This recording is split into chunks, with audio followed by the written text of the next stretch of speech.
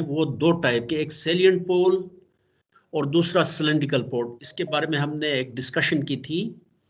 ठीक है, in case of cylindrical pole rotor machines, जो एयर गैप जो है, ये हमारे पास स्टेटर है जनरेटर का और ये रोटर है, और स्टेटर और रोटर के दरमियान हम देखते हैं कि एयर गैप जो है वो कांस्टेंट है। इसका मतलब क्या है एयर गैप कांस्टेंट होने का? इसका मतलब ये है कि मैग्नेटिक फील्ड की जो रिलक्टेंस है, जिस तरीके से इलेक्ट्रिकल करंट की सूरत में हमारे पास रेजिस्टेंस होती है, ठीक है, इसी तरीके से मैग्नेटिक फील्ड में किसी पाथ की मैग्नेटिक फ्लक्स जो है पास होता है किसी पाथ में से, तो उस पाथ की एक रिलक्टेंस होती है। ठीक है, तो इसमें हम देखते हैं, और ये डिपेंड करती है एयर गैप पे, मटेरियल पे, एरिया ऑफ क्रॉस सेक्शन पे, and so on, just like resistance. ठीक है, तो यहाँ पे हम देखते हैं कि एयर गैप की जो रिलक्टेंस है, because air gap is constant, इसका मतलब ये हुआ कि इसमें रिलक्टेंस कांस्टेंट है। ठीक है, लेकिन जब हम सेलिएंट पोल मशीन की बात करते हैं तो इसमें रिलक्टेंस है फ्लक्स के पाथ पाथ में जो रिलक्टेंस आती है, अगर इस एक्सिस में देखें हम, ठीक है, पोलर एक्सिस है बेसिकली। पोलर एक्सिस के अगर अलोंग हम देखें तो यहाँ पे एयर गैप फ्लक्स मिनिमम है, और यहाँ पे अगर ये क्वाड्रेचर एक्सिस कहते हैं, ये पोलर एक्सिस होगी, पोलर एक्सिस हो गए जिसको डायरेक्ट एक्सिस भी कहते हैं, और ये हमारे पास क्वाड्रेचर एक्सिस हो गए। ठीक है, जो कि इस पोलर एक्सिस के मुकाबले में 90 डिग्री इस साइड पे है, और यहाँ पे पाथ की मैग्नेटिक पाथ की, because air gap is large, तो यहाँ पे जो पाथ की रिलक्टेंस होगी वो इस पाथ के मुकाबले में ज़्यादा है। ठीक है, तो आपने इलेक्ट्रिकल मशीन्स का कोर्स पढ़ा था चैपमैन में, तो बेसिकली चैपमैन फोकस करता है, एज्यूम करता है कि हमारे पास जो जनरेटर है उसका रोटर है दैट इज सिलेंड्रिकल। ठीक है, लेकिन साथ साथ वो ये भी बताता है कि अगर मशीन है, सेलिएंट पोल मशीन है, तो उस सूरत में जो व्हाट आई रिमेंबर, मुझे एग्जैक्टली याद नहीं है, उसमें कहता है कि अगर इसके बेस पे हम टॉर्क और दूसरी इक्वेशंस हम ड्राइव करते हैं तो इसकी वजह से थोड़ा सा एरर आता है अगर सेलिएंट पोल मशीन हो, लेकिन वो एरर कम कम होता है, तो वो फिर वो सारी जो डिस्कशन जो है चैपमैन वो बेस करता है इस पे सिलेंड्रिकल रोटर के अजम्पशन पे। लेकिन Chapman at the same time अगर उसके इंडेक्स में देखें, व्हाट आई रिमेंबर, ये काफ़ी पुरानी बात है, आज से कोई 7-8 साल पहले मैंने मशीन का कोर्स पढ़ाया था, तो जो मुझे याद पड़ता है कि वो फिर कहता है कि इसका जो इंडेक्स वो जो लास्ट क्या कहते हैं उसको, आखिर में कुछ पेजेस ऐड करते हैं ना किसी किताब में जी। Yes sir, appendix. जी, तो वहाँ पे ये कुछ जो है ना इसके बारे में सेलिएंट पोल मशीन की जो डेरिवेशंस हैं कुछ, वो वहाँ पे करता है। ठीक है, तो इसकी वजह से क्या फ़र्क पड़ता है मशीन के एनालिसिस में, हम देखेंगे कि पावर की इक्वेशन भी थोड़ी सी इसके मुकाबले में सिलेंड्रिकल रोटर मशीन और सेलिएंट पोल रोटर मशीन की पावर की इक्वेशन में भी फ़र्क आ जाता है। फिर यहाँ पे सिलेंड्रिकल रोटर मशीन में हमने सिंक्रोनस रिएक्टेंस एक्स एस की बात की थी। ठीक है, there was only a single X S. ठीक है, लेकिन जब हम डायरेक्ट ये जो सेलिएंट पोल मशीन है उसको अगर हम देखें तो इसमें सिर्फ एक्स एस नहीं है, बल्कि इसमें हम डिफाइन करते हैं एक्स डी और एक्स क्यू डिफाइन करते हैं। देयर इज डायरेक्ट एक्सिस की रिलक्टेंस है, देयर इज क्वाड्रेचर एक्सिस, ये वाला एक्सिस है उसको हम क्वाड्रेचर एक्सिस कहते हैं, इसकी अपनी रिलक्टेंस है। उसकी वजह से इसको थोड़ा सा चैपमैन में जाके उसको थोड़ा सा फिर रिवाइज करें। ठीक है, तो उसकी वजह से ये जो डायरेक्ट एक्सिस और क्वाड्रेचर एक्सिस की वजह से एयर गैप की जो रिलक्टेंस है, ठीक है, उसकी difference along polar axis and along quadrature axis की वजह से हम rather than defining X S, हम एक्स डी और एक्स क्यू हम डिफाइन करते हैं। ठीक है, so what we have is the reluctance along the direct axis is therefore appreciably, reactance की अगर हम बात करें, जिस रास्ते में मैग्नेटिक फील्ड की रिलक्टेंस कम होती है तो उसमें फिर उसकी रिएक्टेंस ज़्यादा होती है, और जिस रास्ते में मैग्नेटिक फील्ड की जो रिलक्टेंस ज़्यादा होती है, ठीक है, तो उसके अलांग उसकी रिएक्टेंस जो होती है वो कम होती है। तो क्वाड्रेचर एक्स क्यू हम डिफाइन करते हैं reluctance reactance along quadrature axis, और एक्स डी हम डिफाइन करते हैं रिएक्टेंस अलांग डायरेक्ट एक्सिस। ठीक है, हम देखेंगे कि जो एक्स डी जो है it is large, it is higher than, काफ़ी ज़्यादा होता है as compared to X Q. और इसकी वजह से सेलियंट पोल्स की मशीन्स की वजह से, and one more thing, most of the generator, जैसा कि हमने पहले भी बात की थी और जैसा कि हम ये भी जानते हैं कि सेलियंट पोल मशीन्स इस्तेमाल होती हैं हाइड्रो इलेक्ट्रिक पावर प्लांट्स में, क्योंकि इनकी जो रोटेशनल स्पीड होती है वो बहुत कम होती है, तो इसकी वजह से इसमें नंबर ऑफ पोल्स जो होते हैं वो बहुत ज़्यादा होते हैं। ठीक है, जबकि सिलेंड्रिकल रोटर मशीन्स जो हैं, जनरेटर्स हैं, ये थर्मल पावर प्लांट्स में इस्तेमाल होते हैं, क्योंकि वहाँ पे स्टीम पावर प्लांट्स हैं, उनकी रोटेशनल स्पीड बहुत ज़्यादा होती है, तो इस वजह से इसमें नंबर ऑफ पोल्स कम होते हैं। ठीक है, तो एक तो ये वजह है। ठीक है, और वन मोर थिंग, बिकॉज जैसा कि हम जानते हैं कि जो हमारी पावर है, इलेक्ट्रिसिटी है पूरी दुनिया में, जिसका जो बल्क आता है वो थर्मल पावर प्लांट से आता है, और हाइड्रो इलेक्ट्रिक पावर प्लांट्स की जो वर्ल्ड लेवल पे अगर हम देखें तो उनकी कंट्रीब्यूशन पावर सेक्टर में मे बी 15 से लेकर 20% इन बिटवीन है।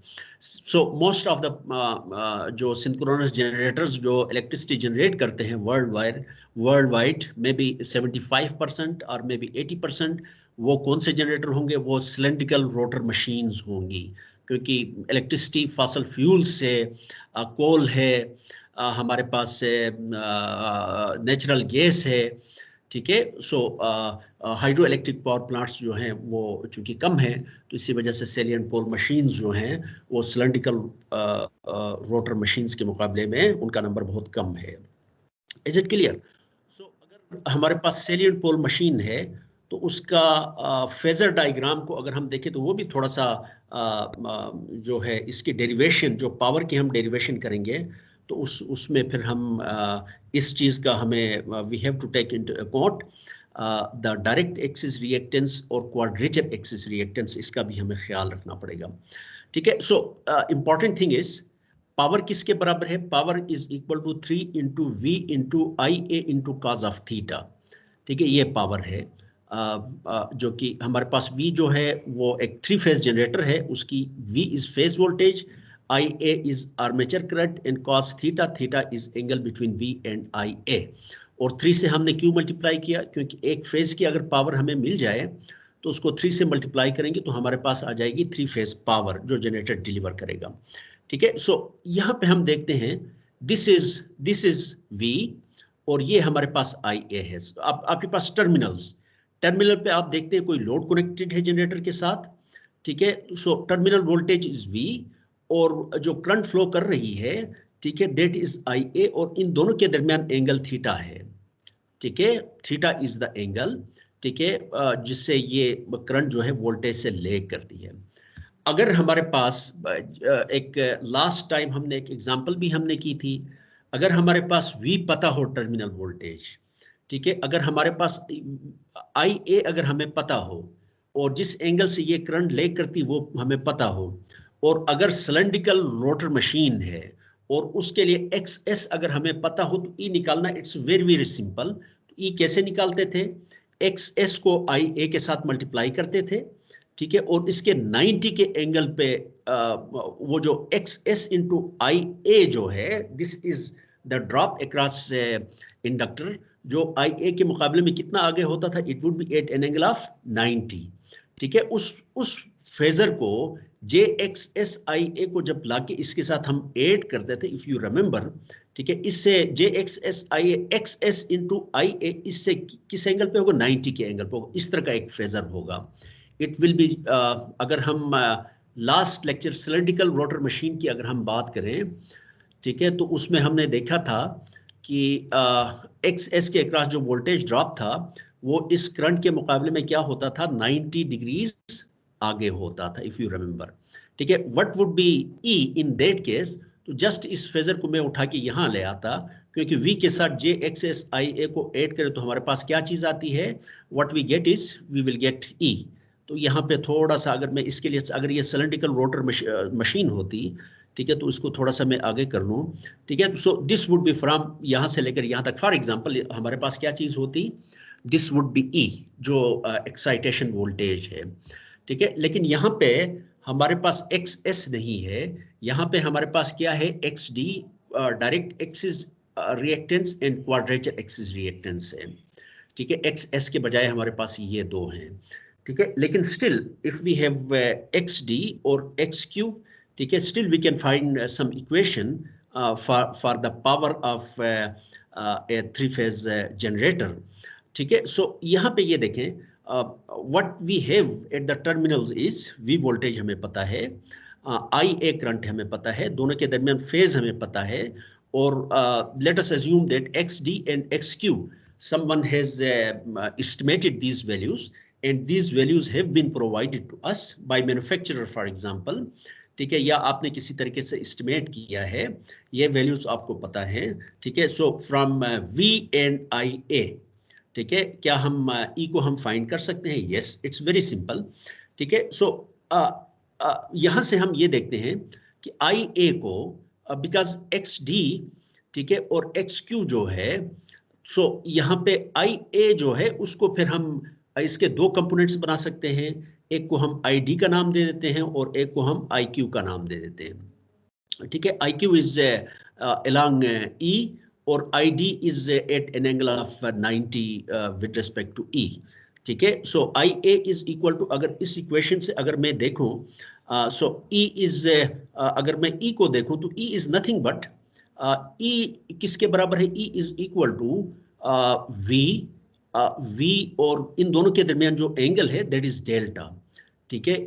So E is equal to, because यहाँ पे ये एक और चीज देखें, ठीक है, ये वाला जो है ई किसके बराबर होगा, इसमें दिस वोल्टेज, उसमें ये वाली वोल्टेज हम ऐड करें, और उसमें ये वाला फेजर, इस वी फेजर में आप ये फेजर ऐड कर दें और उसके साथ ये फेजर ऐड कर दें, तो what we get is we will get E, ठीक है। ये वाला फेजर आई डी के मुकाबले में, because x D is J x D है बेसिकली, आई डी से करंट का ये वाला कंपोनेंट, डायरेक्ट एक्सिस का जो कंपोनेंट है उसके मुकाबले में ये 90 आगे होगा, और ये वाला फेजर जो है ये आई क्यू से 90 आगे होगा। ये देखें, ये 90, इसका अगर हम रेफरेंस लाइन हमारे पास ये है, इस लाइन के लिहाज से अगर हम इसको देखें तो ये 90 डिग्री हमारे पास आगे है, ठीक है, एक्स डी और आई डी, ठीक है। So what we E is nothing but V plus this angle, this X D I D, ये वाला फेजर, ठीक है, और उसमें फिर हमारे पास J X Q I Q, ये वाला फेजर को जब हम ऐड करते तो हमारे पास ई आ जाता है, ठीक है। So what we have is V E is equal to V, इसका ई को अगर मैं यहाँ से इसका 90 के एंगल पे अगर मैं ड्रॉप करूँ, यहाँ पे इसका ये वाला कंपोनेंट में ले लूँ, यहाँ से लेकर यहाँ तक, v इंटू काज डेल्टा, काज डेल्टा यहाँ से इसका बेस एक ट्राइंगल अगर मैं यहाँ पे बनाता हूँ, ठीक है, काज v इंटू काज डेल्टा, ठीक है, तो यहाँ से लेकर यहाँ तक लेंथ आ जाएगी। इस लेंथ में अगर मैं ये लेंथ ऐड करूँ तो what I get is I will get e, ठीक है, simply. So E is equal to, E की length is equal to V cos of delta plus X D I D, लेकिन 3-phase पावर किसके बराबर है, 3 into V into I A into cos of theta, ठीक है। लेकिन आई ए को हमने यहाँ पे आई ए के दो कंपोनेंट्स बनाए हैं, आई डी और आई क्यू, ठीक है। So I A we have to write I A in terms of I D and I Q, ठीक है। So I A cos theta, I A cos theta कौन सा कंपोनेंट है, I A cos theta basically यहाँ से लेकर यहाँ तक ये कंपोनेंट, ये एक ट्राइंगल बनती है, ये 90 की एक राइट एंगल ट्राइंगल बनती है, ठीक है। आई ए cos थीटा हमारे पास यहाँ से लेकर यहाँ तक ये लेंथ बन जाती है, ठीक है। ये basically we want to write I A in terms of I D and I Q. देखिए आई ए cos थीटा यहाँ से लेकर यहाँ तक ये लेंथ बनती है, क्योंकि थीटा हमारे पास ये एंगल है, वी और आई ए के दरमियान जो एंगल है थीटा है।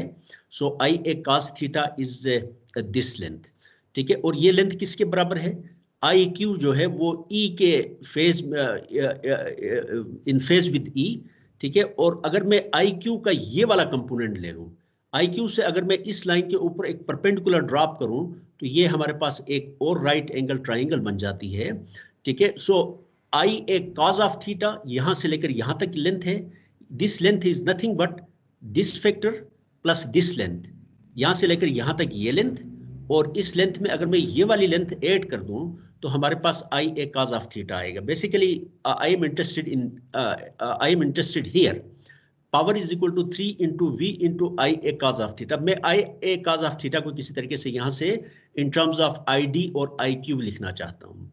ठीक है, I A cos of theta यहाँ से लेकर यहाँ तक लेंथ है. ठीक है, इसको मैं लिख सकता हूँ आई क्यूब cos ऑफ डेल्टा, जो कि यहाँ से यहाँ तक लेंथ है. ठीक है, I Q cos of delta.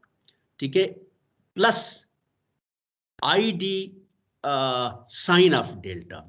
I D sine of delta, यहाँ पे ये देखें, I A cos of theta is nothing but I Q sine of delta, I Q cos of delta plus I D sine of delta. ये कैसे कैसे होता है? ठीक है, एक चीज तो यहाँ पे ये देखें, लेट मी रिपीट अगेन. आई यहाँ से लेकर यहाँ तक ये जो लेंथ है I A cos of theta, I A cos of theta क्या है, यहाँ से यहाँ तक लेंथ है. ठीक है, ये लेंथ किसके बराबर है? A B plus B C के बराबर है. ए बी किसके बराबर है? आपने इस तरीके से ये एक राइट एंगल ट्राइंगल बनाई है कि ये इसका इस right angle triangle I Q जिसका हाइपोटेन्यूज, एक ट्राइंगल जिसका हाइपोटेन्यूज आई क्यू है. ठीक है, और इसका बेस यहाँ ए बी है. तो इसका मतलब ये हुआ कि ए बी किसके बराबर होगा? आई क्यू cos ऑफ डेल्टा के बराबर हो गया. अब यहाँ से हमने एक और लाइन ड्रा की है जो कि इस लाइन के, ये वाली जो लाइन है इसके पैरेलल है यहाँ पे. इसका मतलब ये हो, ये लाइन और ये लाइन क्या है? पैरेलल है. और यहाँ से ये जो परपेंडिकुलर हमने ड्रॉप किया है, इसको अगर हम थोड़ा सा आगे की तरफ एक्सटेंड करें तो हम देखते हैं कि बी सी जो है it is nothing but D ई, क्योंकि ये लाइन और ये लाइन क्या है? पैरेलल है.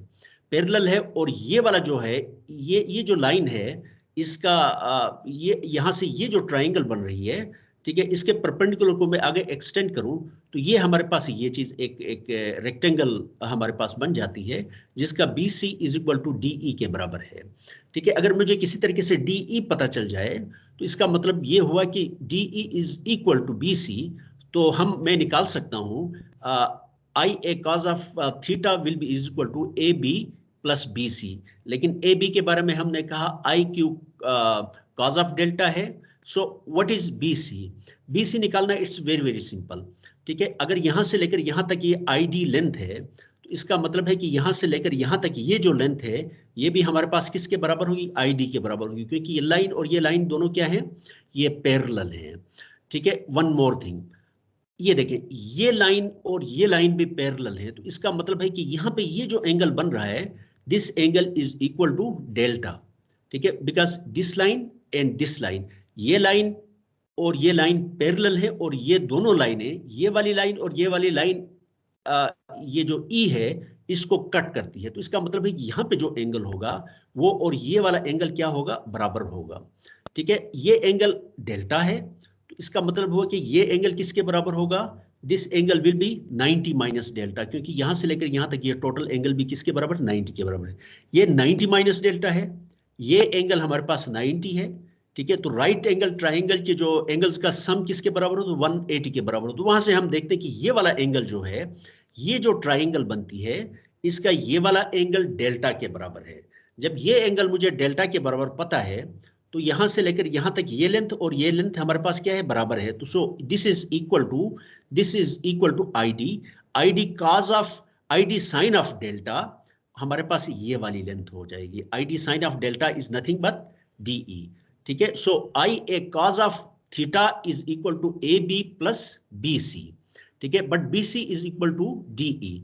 ठीक है, but D E is equal to I D, यहां से लेकर यहां तक I D sine of delta, ये हमारे पास डी ई है.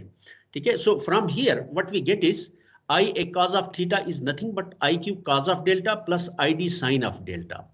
ठीक है, सो पावर की जो इक्वेशन है पी में मैं लिख सकता हूँ 3v instead of I A cos of theta को मैं लिख सकता हूँ I Q cos of delta plus I D sine of delta. लेकिन यहाँ से एक और चीज हम देखते हैं कि v sine of delta is nothing but I Q X Q. यहाँ पे ये आई क्यू, ये लेंथ जो है आई क्यू एक्स क्यू है, और ये हमारे पास v वेक्टर है, v वेक्टर, और दिस इज डेल्टा. तो इस v वेक्टर का अगर यहाँ से मैं ये वाला जो कंपोनेंट होगा विद रिस्पेक्ट टू ये जो लाइन है e है, ठीक है, ये वाला जो कंपोनेंट है इस किसके बराबर है, it is equal to v into sine of delta. ये एक राइट, यहाँ से अगर मैं एक परपेंडिकुलर ड्रॉप करूँ E के ऊपर तो ये एक राइट एंगल ट्राइंगल बन जाती है। तो उस राइट एंगल ट्राइंगल का ये जो परपेंडिकुलर है ये एक्स क्यू आई क्यू के बराबर है। ठीक है, v sine of delta is nothing but X Q I Q. सो यहाँ पे हमारे पास आ गया v sine of delta is equal to X Q I Q, या यहाँ से एक्स क्यू हमारे पास v sine of delta divide by X Q, क्योंकि हमारे पास ये जो है पावर इसके बराबर है। इसको फिर हमने आई क्यू और आई डी के टर्म्स में लिखा। अब हमने तीसरा काम ये करना है, आई क्यू और आई डी को हमने यहाँ से रिमूव करना, निकालना है। ठीक है, सो आई क्यू किसके बराबर हो गया, v sine of delta divide by X Q. बेटा जरा होल्ड रखें, मेरी कोई बाहर से कॉल है, मैं जरा चेक करके फिर बात करता हूँ।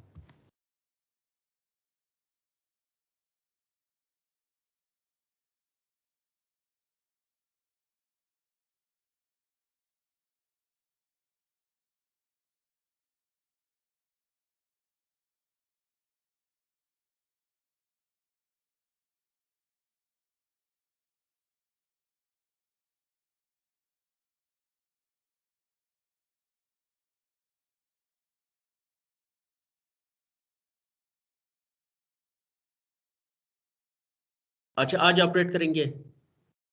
अच्छा ठीक है, अब चलें। है, अच्छा ठीक है, चलें, अल्लाह अल्लाह शफा दे। चले ठीक है, चले ठीक है, राबिता में रखूंगा मैं आपको। अस्सलाम वालेकुम। Okay, so here is what we have. ठीक है, so I Q is equal to V sine of delta divide by X Q. I Q को हमने रिप्लेस किया, और आई डी किसके बराबर है, इट्स अगेन वेरी सिंपल।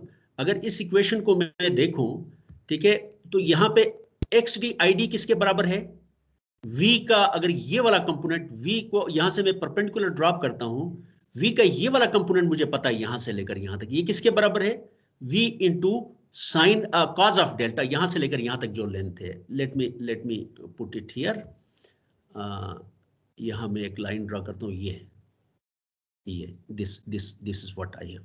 ठीक है, v साइन ऑफ डेल्टा हमारे पास यहां से यहां तक की लेंथ हो गई, plus this vector X D I D, it is equal to E.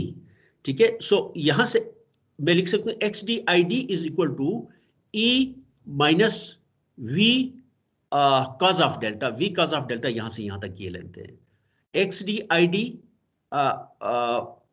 E minus X D I D is equal to V cos of delta, या X D I D is nothing but E minus v cos of delta. ठीक है, so here we have so from there I can find x d I d is nothing but e minus v cos of delta. तो I d किसके बराबर हो गया, e minus v cos of delta divided by x d. ठीक है, so once I have x d, इस equation में previous जो पावर की इक्वेशन थी, ठीक है, उसमें एक्स डी और एक्स क्यू को मैं फिर रिप्लेस करता हूँ, या एक्स डी और एक्स क्यू को in terms of E, in terms of delta, क्योंकि इसकी जरूरत क्यों पेश आई। अगर पावर की इक्वेशन आप रिकॉल करें प्रीवियसली, पावर की इक्वेशन किन के टर्म्स में थी, in terms of E, in terms of V, in terms of X, in terms of delta. Delta क्या चीज था, डेल्टा इज पावर एंगल, इसको हम पावर एंगल का नाम देते हैं, और ये एक एंगल है between excitation voltage and the terminal voltage. ठीक है, सो यहाँ पे भी हमने ये सारी बेसिकली डेरिवेशंस क्यों की है, हम चाहते हैं कि हम पावर को in terms of delta, in terms of X D, in terms of X Q, in terms of terminal voltage और in terms of excitation voltage हम लिखें। ठीक है, सो प्रीवियस इक्वेशन जो हमने पावर की लिखी थी in terms of I A cos of theta, ठीक है, तो आई ए को फिर हमने रिप्लेस किया इन टर्म्स ऑफ आई क्यू और आई डी में। ठीक है, लेकिन आई डी और आई क्यू भी हम नहीं चाहते कि फाइनल इक्वेशन में अपीयर हो करंट्स। ठीक है, फिर आई डी और आई क्यू को भी हमने इन टर्म्स ऑफ वी और डेल्टास के टर्म में लिखा, ई वी एंड डेल्टा के टर्म में, और एक्स डी और एक्स क्यू के टर्म्स में। ठीक है, so here we have next equation is, so यहां से आई ए हमारे पास आ गया। ठीक है, once I have I Q और आई डी हमारे पास आ गया, तो इस इक्वेशन में जब मैं आई क्यू और आई डी को मैं लिखता हूं, आई क्यू और आई डी को इस इक्वेशन में जब मैं लिखता हूं, ठीक है, और उसको थोड़ा सा चीज़ों को रीअरेंज करता हूँ तो what I get is I get the equation for 3 phase power 3e v divided by xd sine of delta plus 3v square xd minus xq divided by 2 xd xq sine 2 delta. Previously power equation क्या थी हमारे पास? Cylindrical rotor pole, cylindrical rotor machine जब हमने study की थी उसमें हमारे पास 3 phase power किसके बराबर थी? E 3 into E into V sine of delta. Delta is the same angle between that we discussed in case of cylindrical rotor machines. ठीक है, delta is known as power angle. It is the angle between E and V divided by XS. In previous के cylindrical rotor machine की सूरत में उसमें ये वाली term नहीं थी, लेकिन due to the difference in the जो रिलेक्टेंस है, ठीक है, in case of salient pole machines में, ठीक है, उसकी वजह से XD और XQ हमने डिफाइन किया और पावर की इक्वेशन जो है उसको हमने in terms of XD XQ. सो इसकी पावर की इक्वेशन थोड़ी सी सिलेंड्रिकल रोटर मशीन की सूरत में डिफरेंट होगी. इसमें ये टर्म इस पावर की इक्वेशन में क्या हो गई है? It has been added here. ठीक है, आमतौर पे ये XD और XQ this will be provided to you. ठीक है, और डेल्टा ऑफ कोर्स, डेल्टा किस चीज़ पे डिपेंड करेगा? It will depend upon the excitation है, और उसके अलावा फिर इनपुट पावर को अगर हम चेंज करें, जैसे कि ये डिस्कशन ऑलरेडी हमने प्रीवियस स्लाइड्स में, प्रीवियस डिस्कशंस में या प्रीवियस लेक्चर्स में हमने इस चीज़ को ऑलरेडी डिस्कस किया है. ठीक है, तो जनरली जो XD है इसकी वैल्यू जो है XQ के मुकाबले में काफ़ी ज़्यादा होती है. ठीक है, और XD की वैल्यू ट्रांजिएंट एनालिसिस हम करते हैं, शॉर्ट सर्किट हम एनालिसिस करते हैं. तो later on in some other course probably you will see that XD की वैल्यूज़ जो होती हैं वो वेरी होती हैं अंडर ट्रांजिएंट कंडीशंस में. उसको हम कोई सब ट्रांजिएंट रिएक्टेंस XD, ठीक है, ट्रांजिएंट रिएक्टेंस और इस तरीके की इसके लिए XD और XD डैश और XD डैश डैश हम XD के लिए हम इस्तेमाल करते हैं, डिफरेंट वैल्यूज़ इस्तेमाल करते हैं. ठीक है, देन ऑफ कोर्स जनरेटर्स के बाद this was a very brief introduction of generators. इतना जितना हमने यहाँ पे पढ़ा, because we are interested in power, 3 phase power में interested in terms of EV and synchronous reactance of the generator. ठीक है, so these much equations, this brief introduction that we have for the last 2-3 lectures, that is enough. ठीक है, another important component that we have in case of power systems, ठीक है, that is the transformer. तो इसकी theory को कोई बहुत ज़्यादा हम डिस्कस नहीं करेंगे, just I will briefly describe. ठीक है, सो this is the equivalent circuit of the transformer. अगर आपने मशीन्स पढ़ा है तो आपको याद होगा कि सिंगल फेज ट्रांसफार्मर का इक्विवेलेंट सर्किट है यहाँ पे. और ये जो इक्वेशन हम लिखते हैं E divided by, generally transformers में आपने देखा होगा V1 divided by V2 is equal to N1 divided by N2 हम लिखते हैं. ठीक है, but that is not exactly true. ठीक है, what we have is we have E1, ये हमारे पास टर्मिनल वोल्टेज है, ये टर्मिनल वोल्टेज है. Rest of the things those are inside the transformer, इनको आपको एक्सेस नहीं है. You have access to terminal voltages and the currents. ठीक है, यहाँ से जो करंट जा रही है और यहाँ से जो करंट निकल रही है, लोड की तरफ जो करंट जा रही है, ठीक है, इन पे आप इनकी आपको एक्सेस है.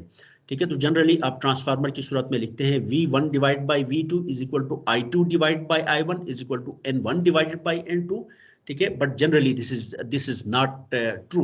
ठीक है, it is an approximation. Actually what we have is this is the equivalent model of the transformer, जिसमें this R is the winding resistance है और XL जो है, X1 जो है ये लीकेज रिएक्टेंस है प्राइमरी वाइंडिंग की, और ये RC यहाँ पे हमने डिफाइन किया है.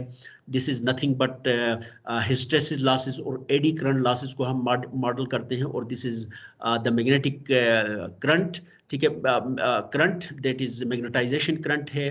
ठीक है, then here is the ideal transformer.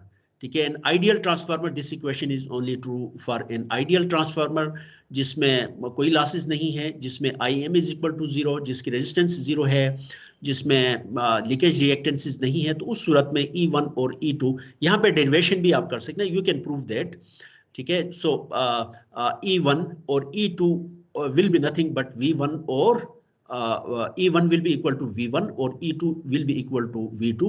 In that case, of course, you will have V1 divided by V2 is equal to N1 divided by N2. लेकिन practical transformer, actual transformers में this is not exactly true. ठीक है, this is only true, this equation is only valid for at this location जहाँ पे आपका ideal transformer है। ठीक है, E1 divide by E2 it is equal to N1 divide by N2 और I1 dash यहाँ पे जो I1 जो रेशो है I2 डिवाइड बाई I2 यहाँ से जो करंट जा रही है that divide by this current, not this current. यहाँ से जो करंट आ रही है इसका बेसिकली एक कंपोनेंट यहाँ से इस तरफ जा रहा है और दूसरा कंपोनेंट यहाँ से जा रहा है। उसके बाद जो बाकी करंट बचती है, ठीक है, I2 डैश जिसकी हमने बात की है, ठीक है, basically I2 divide bye I2 dash, इसको हमने I2 डैश का नाम दिया, दिस इज I2 और ये I2 डैश का नाम दे दिया। ठीक है, I2 divide by this current, basically इनका रेशो हमारे पास N1 डिवाइड बाय N2 है। ठीक है, so another important thing is ये if we know N1 and N2, इसको सॉल्व करना थोड़ा सा बड़ा मुश्किल होता है। मसलन अगर यहाँ पे एक लोड लगाया है आपने, ठीक है, लोड की करंट भी आपको पता है, लोड की वोल्टेज भी आपको पता है। फेजर्स बेसिकली कॉम्प्लेक्स करंट जो है it will for example it lags the voltage. ठीक है, वोल्टेज V2 एंगल 0 है, I2 उसके साथ कोई एंगल है, फॉर एग्जांपल -25 है, -30 है। ये करंट और वोल्टेज मुझे पता है। ठीक है, मैं चाहता हूं कि how much current and voltage, how much voltage will be there at this side and how much current will be I1 for example. या अगर यहाँ पे कोई जनरेटर लगा हुआ है, ठीक है, मैं चाहता हूँ, मैं ये देखना चाहता हूँ कि ये जनरेटर कितनी पावर दे रहा है लोड को। ठीक है, तो उसके लिए मुझे क्या करना पड़ेगा? उसके लिए मुझे सबसे पहले यहाँ से करंट है, करंट से फिर मैं पहले ये वोल्टेज ड्रॉप निकालूंगा। ठीक है, तो वहाँ से मुझे इस पॉइंट पे वोल्टेज ड्रॉप E2 मिल जाएगा। ठीक है, और हमारे पास V2 भी है और E2 भी है, सॉरी E2 भी है और I2 भी है। उनको फिर मैं क्या करूंगा, यहाँ से ट्रांसफॉर्म करके यहाँ ले आऊंगा। यहाँ से फिर मैं क्या करूंगा, यहाँ पे जो वोल्टेज ड्रॉप्स हैं, जो करंट यहाँ से गुजर रही है, this voltage plus the voltage drop across this Z1, उसको ऐड करूंगा तो ultimately what I get is I will gate V1 and I1। ठीक है, लेकिन इफ यू रिमेंबर, इसमें हम ये कर सकते हैं, इस रेजिस्टेंस को, इस एम्पेडेंस को और इस लोड को हम सेकेंडरी साइड से हम प्राइमरी साइड पे ट्रांसफॉर्म कर सकते हैं। Similarly we can also transform Z1, ठीक है, और उसके अलावा जो प्राइमरी क्वांटिटीज हैं उसको सेकेंडरी साइड पे भी हम ट्रांसफॉर्म कर सकते हैं। ठीक है, so when we do the transformation once, ठीक है, उसके बाद फिर जब हम ये क्वांटिटीज ट्रांसफॉर्म क्वांटिटीज अगर हम मुझे पता हो तो फिर मैं क्या कर सकता हूँ, आई कैन फाइंड, ठीक है, दीज I1 और V1 जो हैं मोर कन्वीनियंटली। ठीक है, तो सर्किट एनालिसिस में जहाँ पे थाउजेंड्स ऑफ ट्रांसफार्मर्स लगे हुए हैं, hundreds of thousands of transformer लगे होते हैं किसी ग्रिड में। ठीक है, जब आप इस तरह के सिस्टम्स को आप सॉल्व करते हैं तो इसमें फिर हम इसका एक इक्विवेलेंट हम सर्किट, इसमें सेकेंडरी साइड की जो क्वांटिटीज़ हैं उसको हम सर्किट को इस तरीके से लिखते हैं कि उसमें बार बार हमें ये ट्रांसफॉर्मेशंस जो हैं सेकेंडरी की क्वांटिटीज़ फाइंड करें, उसके बाद फिर उसको प्राइमरी साइड पे ट्रांसफॉर्म करें, वो नहीं करेंगे। Once we have the circuit, of course उसके बाद फिर सिंपली उस सर्किट को हम एनालाइज करेंगे। So how can we do that? इसमें मशीन्स में आप लोगों ने पढ़ा, इस किताब को भी अगर थोड़ा सा डिटेल से पढ़ेंगे तो आपको पता चल जाएगा। Z2 अगर इसको हम ट्रांसफॉर्म करना चाहते हैं, ये क्वांटिटी, इस क्वांटिटी को अगर हम यहाँ से इस साइड पर ट्रांसफॉर्म करना चाहते हैं, ठीक है, तो उसके लिए हमें क्या करना पड़ेगा, इसको Z2 multiplied by N1 divided by N2 square, जो टर्न रेशो है, ठीक है, उसका स्क्वायर ले लें और उसके बाद इसके साथ मल्टीप्लाई करें, तो फिर क्या होगा, इसको फिर आप इस साइड पे आप ट्रांसफॉर्म कर सकते हैं। तो यहाँ से फिर आइडियल ट्रांसफार्मर जो है दरमियान में से उसको आप निकाल दें, इन क्वांटिटीज को ट्रांसफॉर्म करके इस साइड पे ट्रांसफॉर्म करें, उसके बाद you do not need this ideal transformer in between. ठीक है, so once I transform that, Z2 dash किसके बराबर है, Z2 multiplied by N2 divide by N1। ठीक है, उससे उसको मैंने प्राइमरी साइड पे ट्रांसफॉर्म किया। करंट जो है उसको भी इस साइड पे I2 डैश, यहाँ पे हमने देखा था दिस वाज द करंट, ठीक है। यहाँ से जब इस करंट को ट्रांसफॉर्म करूंगा तो बेसिकली I2 डैश बन जाएगी इस साइड पे, प्राइमरी साइड पे।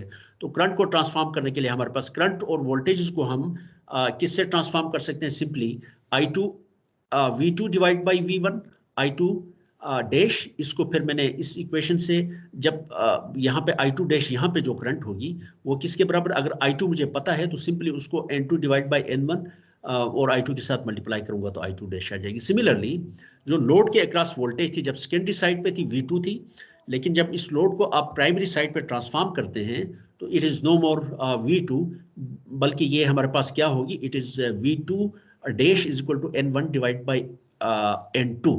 तो ये बेसिकली अब हमारे पास V2 नहीं है, इट इज V2 डैश, ठीक है। सो this is a simplified, this is a more convenient, ठीक है, और इक्विवेलेंट, एग्जैक्ट इक्विवेलेंट सर्किट है जिसमें हमने सेकेंडरी की क्वांटिटीज को प्राइमरी साइड पे शिफ्ट कर दिया है, ठीक है। लेकिन जैसा कि हम जानते हैं कि ये जो करंट है, दिस आई नॉट जिसकी हमने बात की है, जिसमें IC है, कोर लॉसेस को जो अकाउंट फॉर करती है, और मैग्नेटाइजेशन करंट है, because I not is small, ठीक है। यहाँ से जो करंट जा रही है ये स्मॉल है, ठीक है। जब ये बहुत कम है तो इसका मतलब ये हुआ कि ये जो I1 है, I2 यहाँ से I2 डैश, I2 ये यहाँ से I2 डैश करंट जा रही है। I2 डैश बेसिकली किसके बराबर है? I1 माइनस I0 के बराबर है। लेकिन because I0 is very very small, तो हम कह सकते हैं कि यहाँ से जो करंट आ रही है, this is approximately equal to the current that goes through this, I2 dash के बराबर यहाँ से जो करंट इस तरफ जा रही है, ठीक है। I1 is approximately equal to I2 dash if we neglect this I0, ठीक है। तो इसका मतलब ये हुआ कि अगर ये चीज यहाँ पे रहे तो इसको एनालाइज करना, अगर आप I0 को भी कंसीडर करना तो इसको एनालाइज करना थोड़ा सा मुश्किल हो जाएगा। देखिए यहाँ पे दो लूप्स बन रही हैं, ठीक है, अगर आपने एग्जैक्ट कैलकुलेशंस करनी है, ठीक है। लेकिन अगर हम ये जैसा कि हम एज्यूम करते हैं I0 is very very small, ठीक है, generally that is the case as well in practical transformers, जो पावर ट्रांसफार्मर्स हैं, ठीक है। I0 is very very small, तो इसका मतलब ये हुआ कि इस पार्ट को मैं यहाँ से उठा सकता हूँ, ठीक है। इसको उठाऊं और इसको उठा के मैं यहाँ पे ला सकता हूँ शुरू में, ठीक है, यहाँ पे ला सकता हूँ। तो इसका मतलब ये हुआ कि जब आप इस पार्ट को उठा के यहाँ पे ले आएंगे तो हमारे पास जो ट्रांसफार्मर का अप्रॉक्सीमेट इक्विवेलेंट सर्किट जो है, refer to primary side, it will look like this, ठीक है। Now whatever the current is, ठीक है, यहाँ से इस डायरेक्शन पे जो करंट जा रही है, ये करंट किसके बराबर, अब ये वाली करंट अगर मेरी निकालनी हो तो किसके बराबर होगी? अगर सिंपली V1 मुझे पता है तो V1 divided by Z equivalent 1 plus इस लोड की जो इंपीडेंस है उन दोनों का सम ले लूं, और what ever the voltage V is here, उस वोल्टेज को मैं इस इंपीडेंस से डिवाइड करूं तो what I get is I will get this current. यहां पे ये केस नहीं बनता था। क्यों नहीं बनता था? क्योंकि V1 डिवाइडेड बाई ये जो सेकेंडरी की जो क्वांटिटीज जो प्राइमरी साइड पे रेफर किया है उससे डिवाइड करूं तो हमारे पास ये करंट I2 डैश नहीं बनता। क्यों नहीं बनता है? Because this component is also there. यहाँ पे दो लूप्स हैं, लेकिन यहाँ पे चूंकि उसको हमने उठा के यहाँ से उठा के इसको हमने यहाँ से इस साइड पे कर दिया है, तो अब यहाँ पे जो करंट फ्लो कर रही, it is because this voltage V1 it appears across this and it also appears between this point and this point. यहाँ पे ये वोल्टेज इस पॉइंट और इस पॉइंट के अक्रॉस नहीं थी। यहाँ पे जो इस पॉइंट और इस पॉइंट के अक्रॉस जो वोल्टेज थी वो V1 minus this voltage drop. लेकिन इसको जब यहाँ से यहाँ शिफ्ट करते हैं तो हमारे पास फिर क्या चीज बन जाती है? फिर हम इन सबको ऐड कर सकते हैं, Z1 प्लस Z2 डैश को आपस में ऐड करें तो हमारे पास ये एक बन जाती है, ठीक है, Z इक्विवेलेंट बन जाती है। उसको हमने यहाँ से निकाल के यहाँ पे रख दिया, ठीक है, प्राइमरी इस साइड पे हमने सोर्स साइड पे हम ले आए। लेकिन इसमें चूंकि जैसा कि मैंने आपको बताया कि इसमें I0 is very very small, तो समटाइम्स हम ये करते हैं कि I0 को भी हम वी कैन निगलेक्ट इट। ये वाला जो पार्ट है इसको भी अगर हम निगलेक्ट करें तो what we get is the transformer is nothing, जो सिंगल फेज ट्रांसफार्मर है वो किसके बराबर है? It is nothing but an impedance ZE1, ठीक है, RE1 plus JXE1 equivalent sir, equivalent जो इम्पीडेंसेस हैं which have been referred primary side. तो इसमें RE1 किसके बराबर है? R1 plus R2 dash. R2 dash क्या चीज है? R2 multiplied by N1 divide by N2 square, उनका स्क्वायर ले लें और उसको जब आप प्राइमरी साइड पे रेफर करते हैं तो वो हमारे पास क्या चीज बनता था, it would B R2 dash, ठीक है। और X2 डैश क्या चीज था, it was X2 multiplied by N1 divide by N2 whole square, ठीक है। सो X2 डैश, अब अगर इस चीज को मैं यहां से निकाल दूं तो रियल कंपोनेंट्स, रियल R1 और R2 डैश को मैं ऐड कर सकता हूं, X1 और X2 डैश को मैं ऐड कर सकता हूं।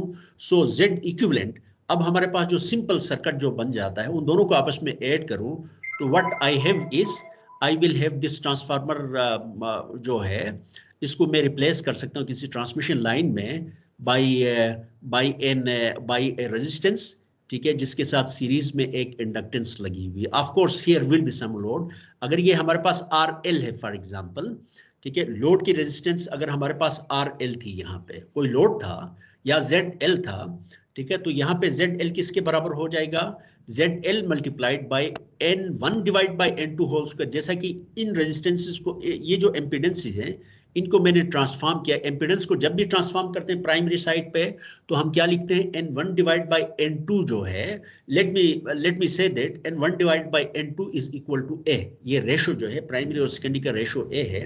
जब प्राइमरी से सेकेंडरी की तरफ ट्रांसफॉर्म करते हैं तो A का स्क्वायर लेंगे बेसिकली, ठीक है। अगर ये हमारे पास एम्पीडेंस जो है, लोड की एम्पीडेंस ZL है, ठीक है, सो यहाँ पे इस सर्किट में लोड की एम्पीडेंस को मैं लिख सकता हूं ZL multiplied by A square, ये लोड की एम्पीडेंस होगी।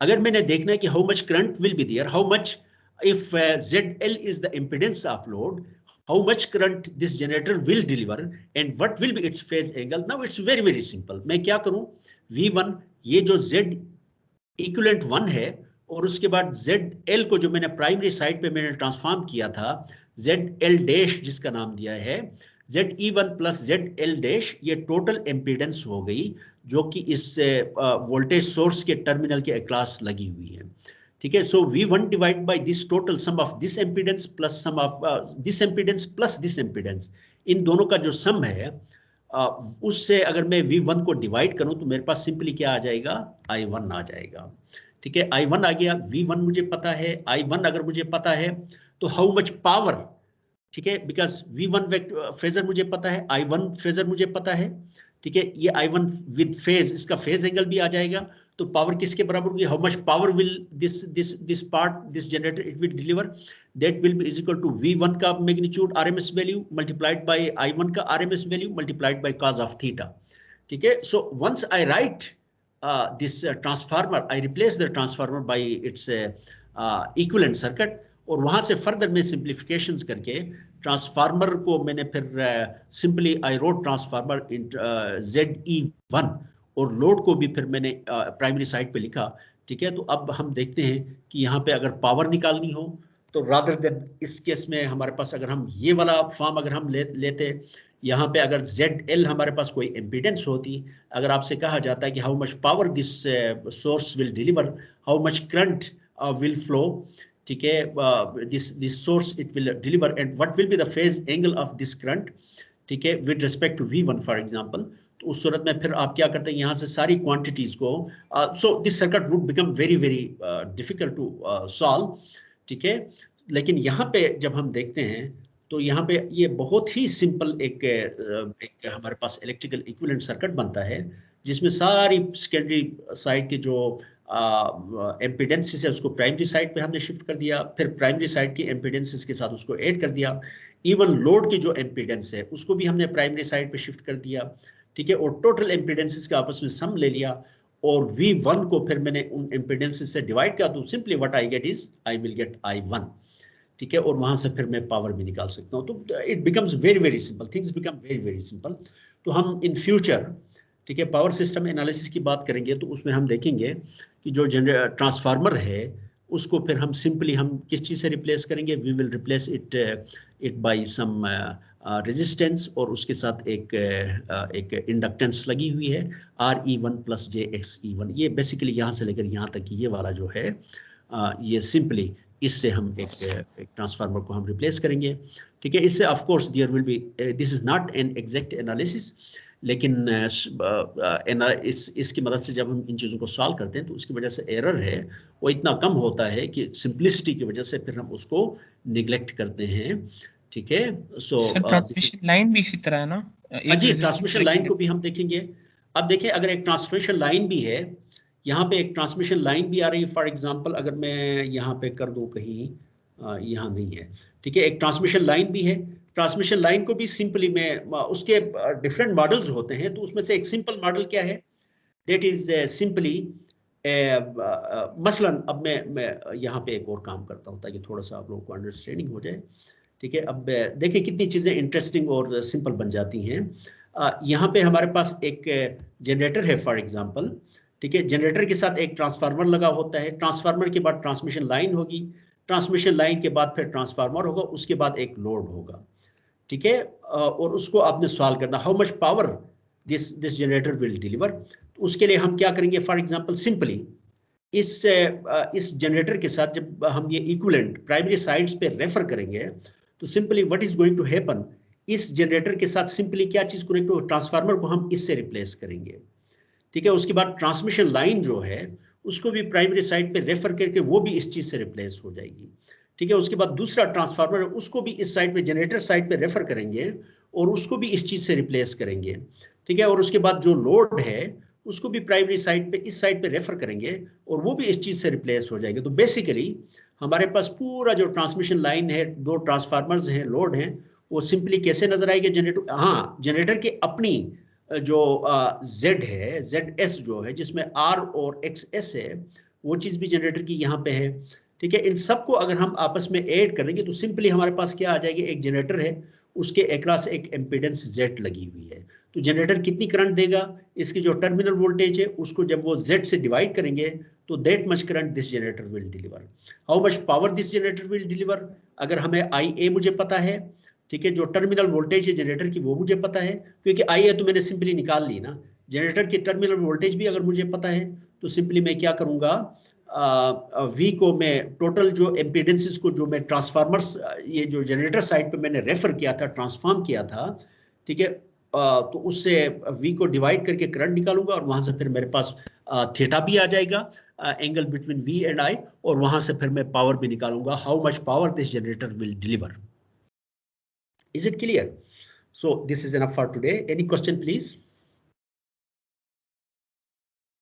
हाँ, आप सेकेंडरी साइड को जिस तरीके से हमने यहाँ पे प्राइमरी साइड पे हमने रेफर किया है, इसी तरीके से हम क्वांटिटीज को हम सेकेंडरी साइड पे भी रेफर कर सकते हैं। तो ये एक इक्विवेलेंट सर्किट, इसमें सेकेंडरी फिर प्राइमरी साइड्स को आप चूंकि रेफर करते चले जाते हैं, ठीक है, प्राइमरी साइड की जो क्वांटिटीज है उसमें फिर रेफर करने के लिए हम जो इस्तेमाल करेंगे वो N2 डिवाइड बाई N1 होगी।